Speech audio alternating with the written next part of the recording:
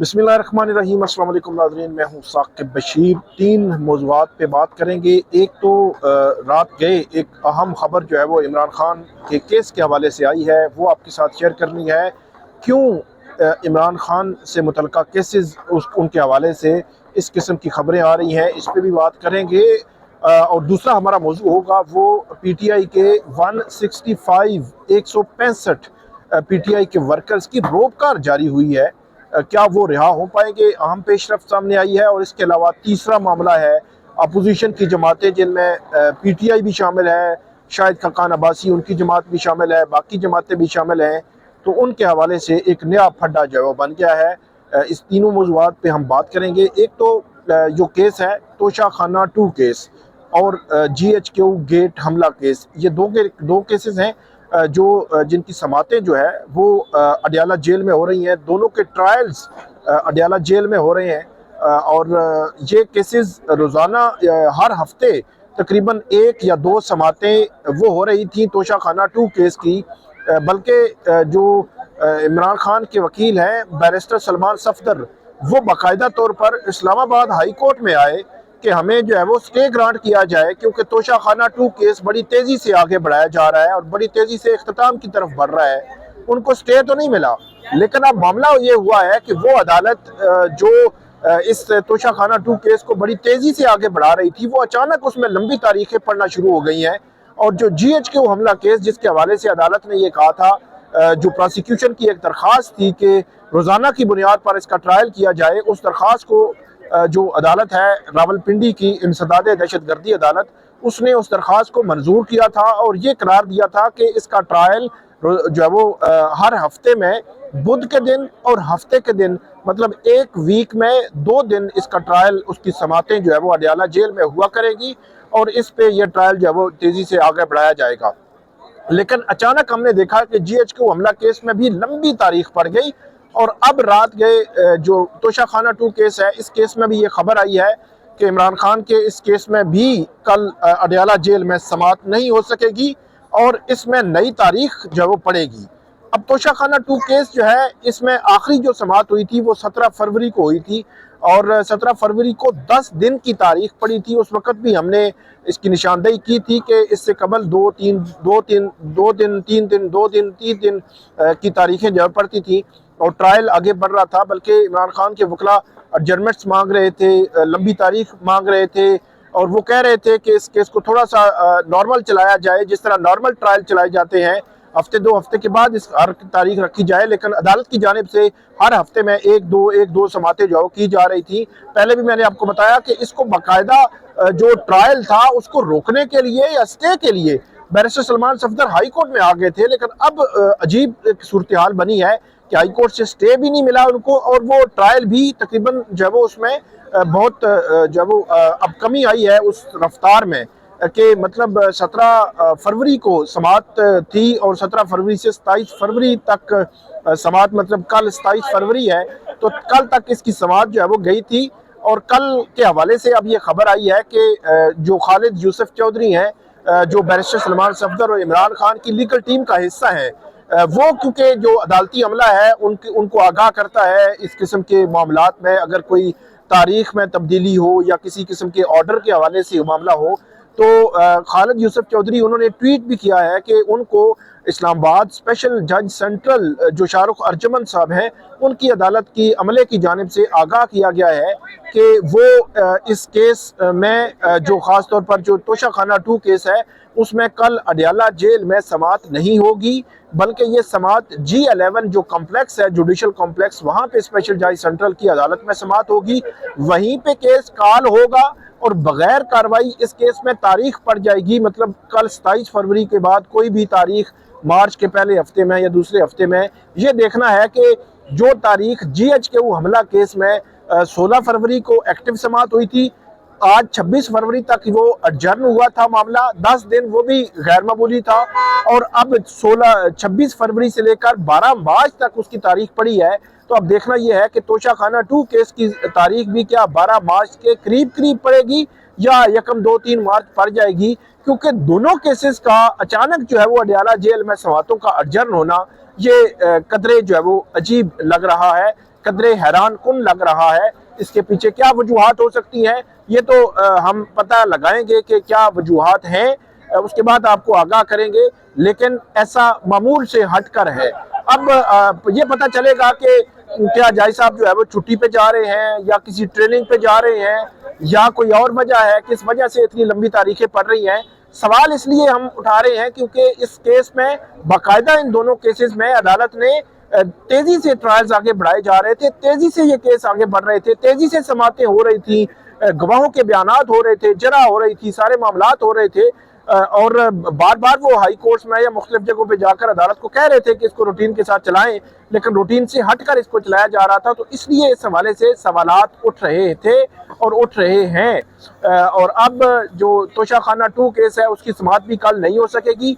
GHQ हमला case 12 मार्च, Toshakhana 2 case कब तक जाएगा, इसका मामला कल हमें पता चलेगा।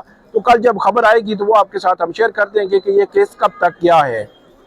एक तो ये है, और इसमें एक और चीज़ बड़ी इंपॉर्टेंट जो पहले भी हम बात करते रहे हैं कि अक्टूबर के महीने में तकरीबन 3 अक्टूबर 4 अक्टूबर से लेकर ऑनवर्ड 25-26 अक्टूबर तक इमरान खान साहब से मुलाकातें नहीं होती थी, क्योंकि ये जो केसेस हैं इन केसेस में जब समाअत होती है PTI के वकला लीडरशिप वहाँ पे जाती है, ख़ासतौर पर GHQ हमला केस में पुरानी लीडरशिप भी वहाँ जाती है और इमरान खान साहब से मुलाकात करती है। इमरान खान साहब मुशावरत करते हैं, मुख्तलिफ मशवरे उनको दिए जाते हैं, उनको ज़्यादा टाइम मिलता है लीडरशिप से, पार्टी लीडरशिप से बात करने, मशवरा करने, मुस्तकबिल की को प्लानिंग करने, अपने खतूत लिखने, अपने ग्रीवियंस के हवाले से बात करने, पार्टी लीडरशिप को हदायत जारी करने।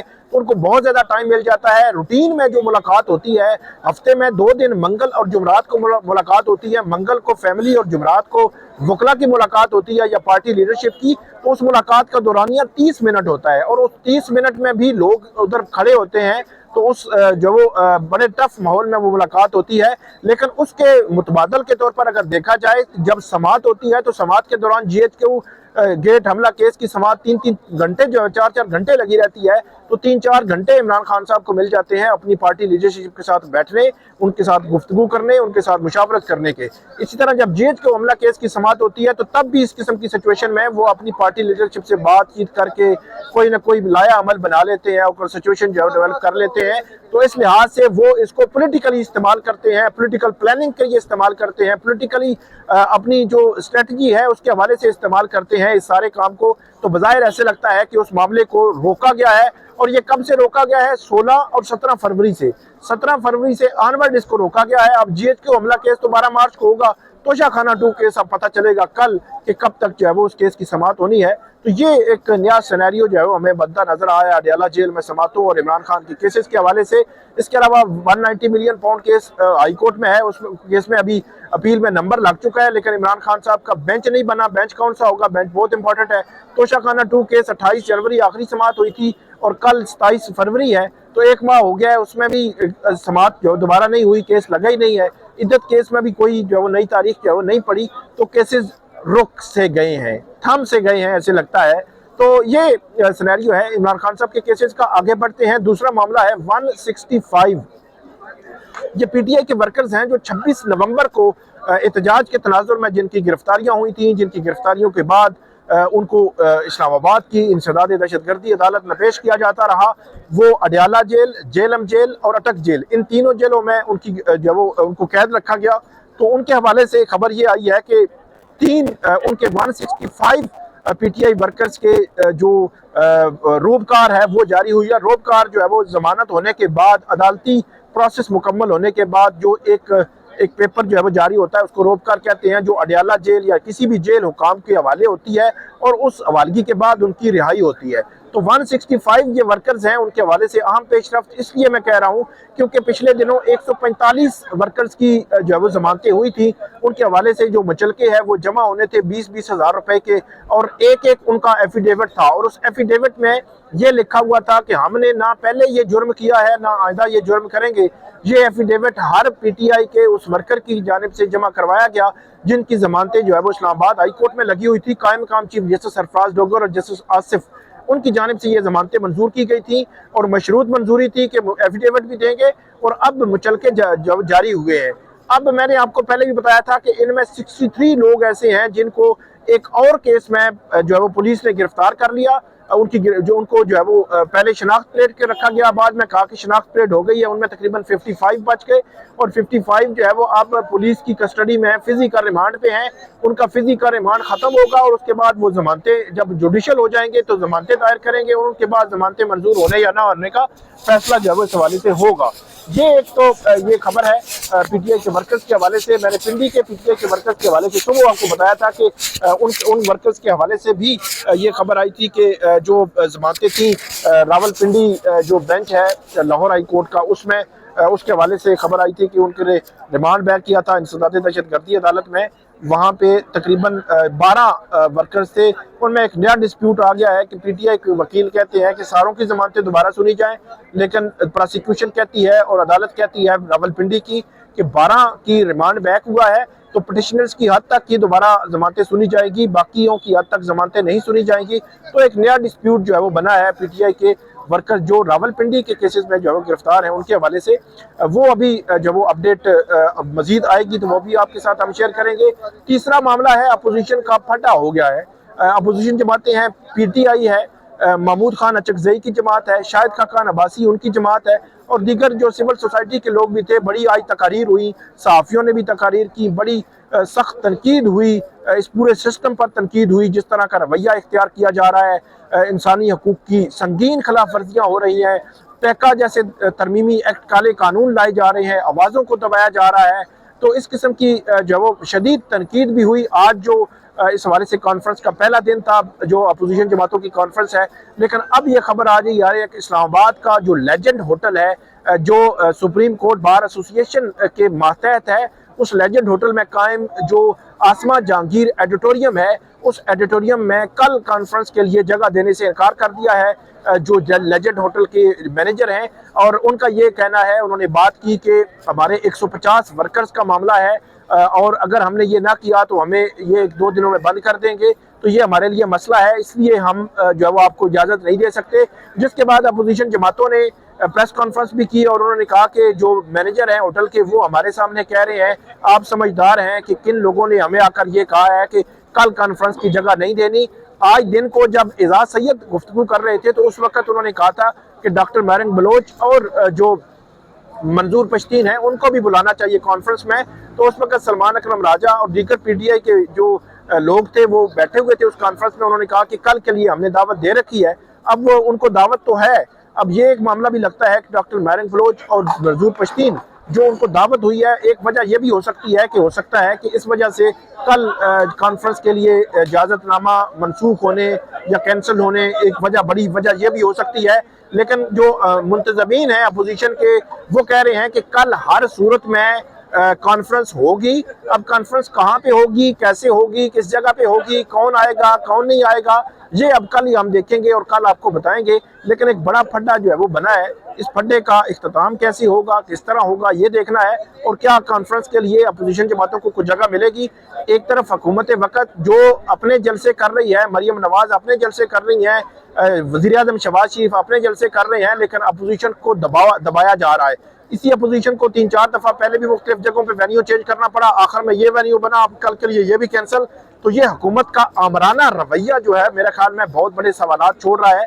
और जब ये अपोजिशन में आएंगे तो उनको पता चलेगा कि वो क्या करते रहे हैं अपने अपोजिशन के साथ।